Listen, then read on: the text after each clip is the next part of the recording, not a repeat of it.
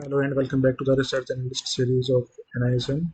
This is chapter number 2, that is Introduction to Securities Market. So the learning objectives of this chapter is that meaning of securities and functions of securities market, various kinds of products in securities market, structure of securities market, activities of the securities market participants, various securities and market transactions, dematerialization, materialization of securities.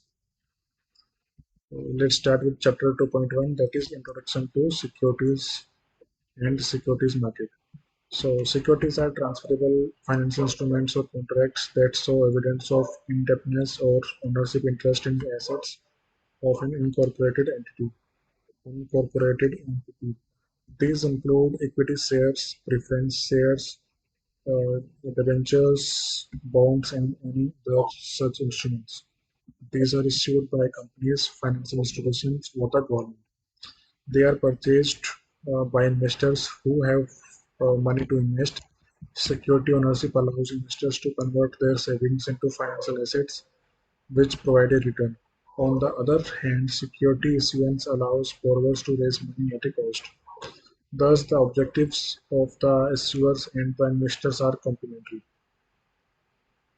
Raising funds through issues of securities also allows the investors to transfer their rights interest to others without impacting the issuers. Thus, securities also provide a mechanism for issuers to raise money for long term while providing an opportunity to the investors to exit.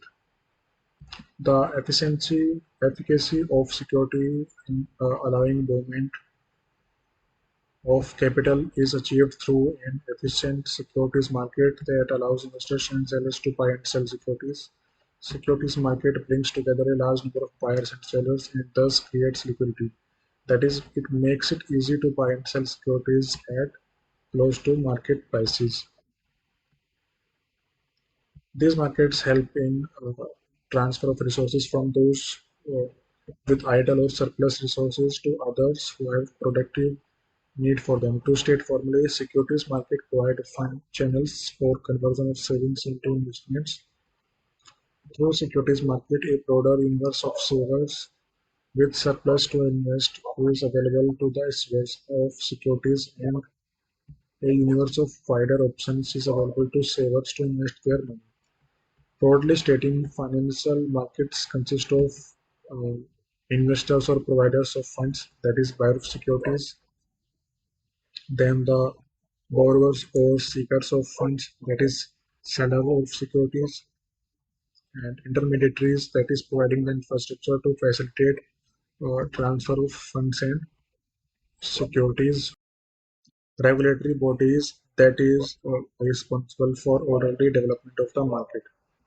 So here we have is financial intermediaries, that is indirect finance, right? And this is direct finance when surplus income units goes to deficit income units, like from households, business firms, government and foreigners. It goes from here to the deficit income units that are business firms, governments, households and foreigners.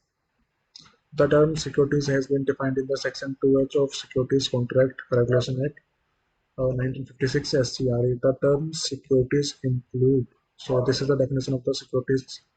First one is shares, scrips, stocks, bonds, debentures, debenture stock, or other marketable securities of a like nature, or in or of any incorporated company or a pooled investment vehicle or other body corporate or derivative or units or any other instrument issued by any collective instrument investment scheme to the investors in such scheme units.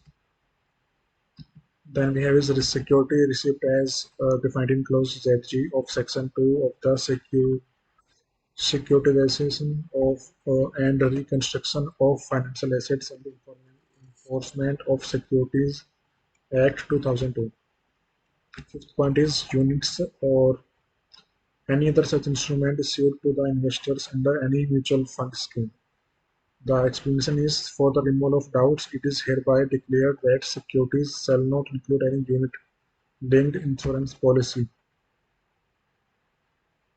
or scripts or any instrument or unit by whatever name called which provides a combined benefit risk on the life of persons and investment by such persons and issued by an insurer referred to in clause 9 of section 2 of the Securities of the Insurance Act 1938 4 of 1938. Next one we have is units of any other instrument issued by any pooled investment vehicle. Seventh point is any certificate or instrument by whatever name called issued to an investor by an issuer being a special purpose distinct entity which possesses any debt or receivable including mortgage debt assigned to such entity and acknowledging beneficial interest of such investor in such debt or receivable, including mortgage debt as the case may be. Eighth one is government securities. So such other securities as may be declared by the central government to the securities and rights or interest in securities. For example, electronic gold receipts are declared as securities White Gazette notification dated 24 December 2021. Electronic gold receipt means an electronic receipt used on the basis of deposit of underlying physical gold in accordance with the regulations made by the Securities and Exchange Board of India under Section 31 of the said Act. The investors in the Indian securities market have a wide choice of financial products to choose from, depending upon their risk appetite and return expectations. Broadly, the financial products can be categorized as equity, debt, and derivative products. We shall learn more about these securities in the detail in the next section. So this was end of the chapter 2.1. In next chapter, we will learn about products, product definitions, and terminology. So that's it for now. Thank you.